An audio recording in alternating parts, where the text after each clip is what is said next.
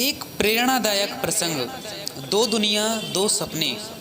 ऋषभ एक साधारण सा युवक था, एक छोटे से कस्बे में पला बड़ा, बड़े सपने देखने वाला। उसके पिता एक सरकारी स्कूल में शिक्षक थे और माँ घर संभालती थी। बचपन से ही ऋषभ ने देखा था कि उसके पिता हर छोटी बड़ी ज़रूरतों के लिए कितनी मेहनत करते हैं। इसीलिए वो हमेशा अपने परिवार को हर सुविधा देना चाहता था। कॉलेज ख़त्म होते ही ऋषभ को एक प्राइवेट कंपनी में नौकरी मिल गई। तनख्वाह ज़्यादा नहीं थी, लेकिन उम्मीदें बहुत थी। धीरे धीरे जिंदगी पटरी पर आने लगी और उसी समय घर वालों ने उसकी शादी की बात चलाई। शादी आखिरकार तय हुई अनामिका से। अनामिका एक शांत, समझदार और बेहद ही सरल स्वभाव की लड़की थी। उसकी आंखों में एक अलग चमक थी, एक ऐसी चमक जिसमें भविष्य का एक सुंदर सपना बसता था। शादी के शुरुआती दिनों में दोनों एक दूसरे से उतना नहीं बोलते थे। दोनों को एक दूसरे को समझने और अपनाने में समय चाहिए था। लेकिन फिर एक दिन, एक शाम, जब ऋषभ दफ्तर से लौटा, उसने देखा अनामिका बैठी बैठी कुछ लिख रही है। उत्सुकता में उसने पूछा, क्या लिख रही हो? अनामिका मुस्कुराई, बस कुछ सपने हैं, उन पर काम कर रही हूँ। सपने? ऋषभ ने चौंक कर कहा। हाँ, मैं टीचर बनना चाहती हूँ, उसने धीरे से कहा। लेकिन मेरी पढ़ाई बस बीए तक हुई है, मुझे आगे पढ़ना है, कोर्स करना है, बस थोड़ा समय और थोड़ा समर्थन चाहिए। ऋषभ चुप रह गया।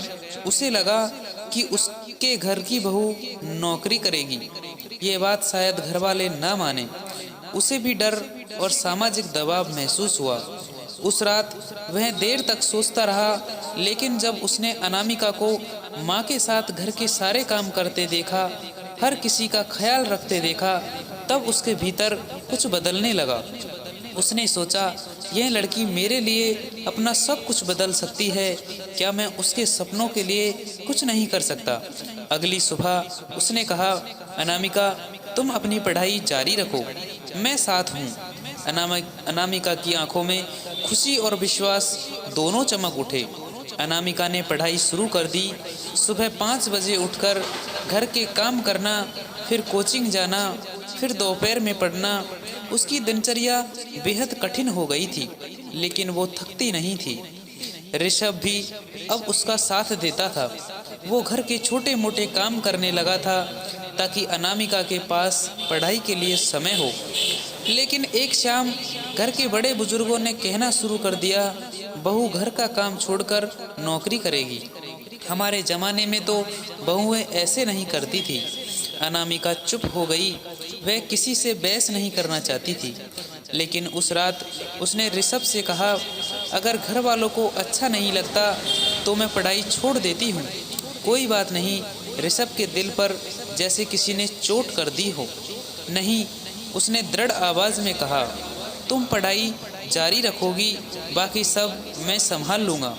धीरे धीरे घर वालों ने भी देखा कि अनामिका घर को कितना अच्छे से संभाल रही है और फिर भी पढ़ाई कर रही है। उनकी सोच थोड़ी बदलने लगी, लेकिन चुनौतियों अभी और भी थी। 6 महीने बाद अचानक ऋषभ की नौकरी चली गई। कंपनी में आर्थिक संकट आया था। महीने के अंत में आने वाली पगार बंद हो गई। घर का पूरा खर्च ऋषभ के ऊपर था। ईएमआई, बिजली बिल, दवाई, सब मुश्किल होने लगे। घर वाले भी परेशान थे। रिश्तेदार बातें बनाने लगे। देखा, बहू पढ़ाई कर रही है, घर में बरकत नहीं हो रही। ऋषभ गुस्से में होता, लेकिन चुप रह जाता। लेकिन अनामिका ने हार नहीं मानी। उसने ऋषभ का हाथ पकड़ा और कहा, अरे पगले, नौकरी चली गई तो क्या? तुमने अब तक मेरा साथ दिया है, अब मेरी बारी है। मैं कुछ करूँगी, मैं भी घर संभालूंगी। ऋषभ ने कहा, तुम्हारी पढ़ाई, तुम्हारे सपने का क्या? सपने बाद में पूरे हो जाएंगे, पहले हमारा घर, उसने मुस्कुराकर कहा।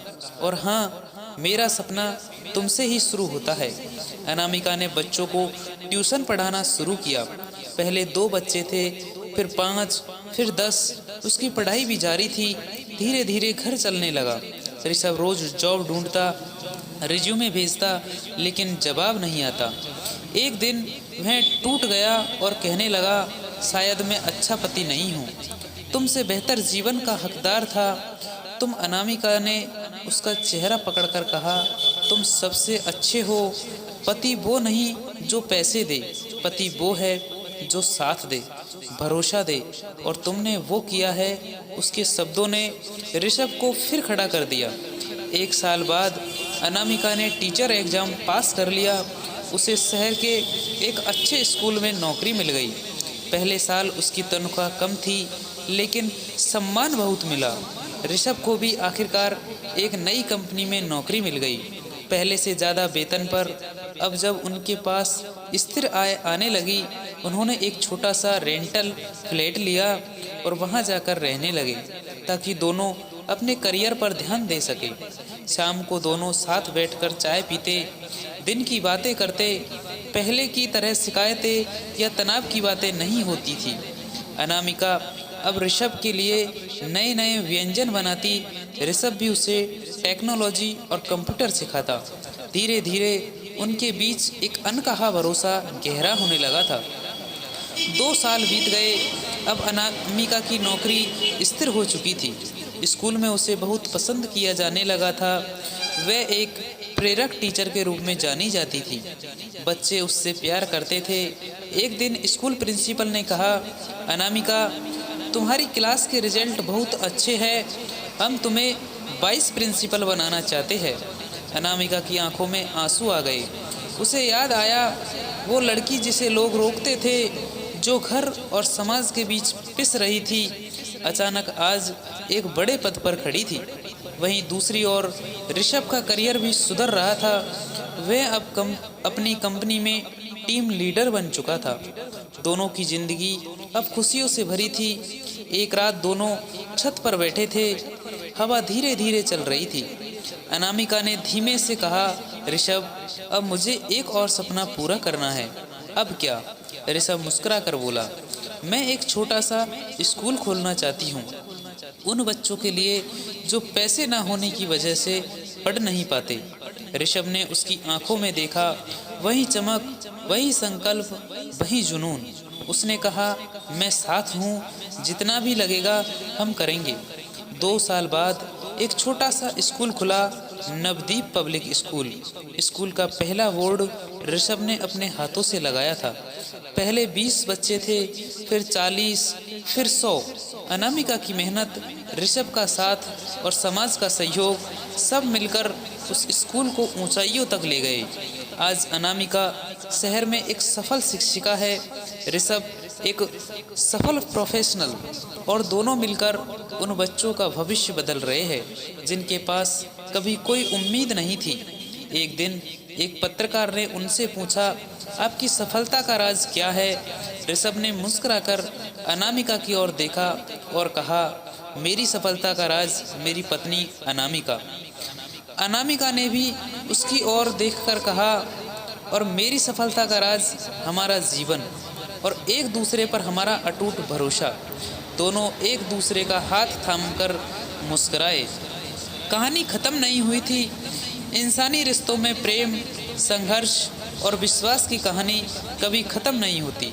मोरल ऑफ द स्टोरी, सच्चा जीवन साथी वही है जो मुश्किल में साथ दे, सपनों को समझे और उनका सहारा बने। पति पत्नी 2 नाम नहीं, 2 ताकतें हैं जो एक दूसरे के साथ हो तो किसी भी कठिनाई को जीत सकती है। Thank you for watching this video. दोस्तों, आपको यह वीडियो अच्छी लगी हो तो प्लीज़ वीडियो को लाइक करें, चैनल को सब्सक्राइब करें, ताकि मैं जब भी और कोई वीडियोज़ लेकर आऊँ तो आप तक सबसे पहले पहुँचे। मिलते हैं नेक्स्ट वीडियो में, तब तक के लिए बाय बाय।